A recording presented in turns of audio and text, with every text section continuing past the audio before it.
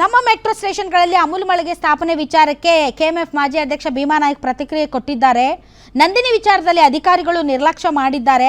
ಸದ್ಯ ನಾನು ಅಧ್ಯಕ್ಷನಾಗಿಲ್ಲ, ಆಡಳಿತಾಧಿಕಾರಿ ನೇಮಕ ಆಗಿದೆ. ಇದರ ಬಗ್ಗೆ ಡಿಕೆ ಶಿವಕುಮಾರ್ ಅವರು ಕೂಡ ಹೇಳಿಕೆ ನೀಡಿದ್ದಾರೆ. ಸರ್ಕಾರ ಇದರ ಬಗ್ಗೆ ಗಮನ ಹರಿಸುತ್ತೆ.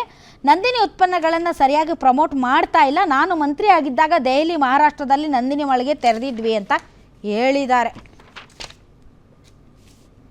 ನಾನು ಮಾಹಿತಿ ತಗೊಂಡೆ. ಇವಾಗ ನಮ್ಮ ಕಡೆಯಿಂದ ಸ್ವಲ್ಪ ನೆಗ್ಲಿಜೆನ್ಸಿ ಆಗಿರ್ಬೋದು ಅಂತ ನಾನು ಅನ್ಕೊಂಡಿದ್ದೀನಿ. ನಮ್ಮ ಕಡೆಯಿಂದ ಕೂಡ ಸ್ವಲ್ಪ ನೆಗ್ಲಿಜೆನ್ಸಿ ಆಗಿರ್ಬೋದು ಅಂತ ಅನ್ಕೊಂಡಿದ್ದೀನಿ.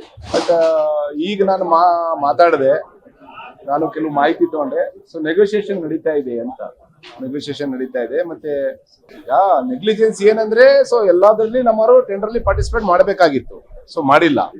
ಸೊ ಈಗ ನಾನಲ್ಲಿ ಸದ್ಯಕ್ಕೆ ನಾನೀಗ ಅಧ್ಯಕ್ಷ ಇಲ್ಲ. 2ನೇ ತಾರೀಕು ಅಡ್ಮಿನಿಸ್ಟ್ರೇಟರ್ ಹಾಕಿದ್ದಾರೆ, RCS ಕುಮಾರ್ ಬಂದು ಚಾರ್ಜ್ ತಗೊಂಡಿದ್ದಾರೆ.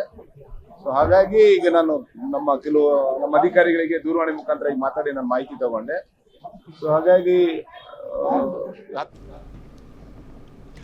ಓಕೆ, ಪಕ್ಕಾ ಅಧಿಕಾರಿಗಳು ನಿರ್ಲಕ್ಷ್ಯ ಮಾಡಿದ್ದಾರೆ. ಹಿಂದಿವಾಲ ಅಧಿಕಾರಿಗಳಿಗೆ ಎಲ್ಲರೂ ಹಿಂಗಾಗಿ ಹಿಂದಿವಾಲಗಳಿಗೆ ಅನುಕೂಲ ಮಾಡೋದಕ್ಕೆ ಮುಂದಾಗಿದ್ದಾರೆ.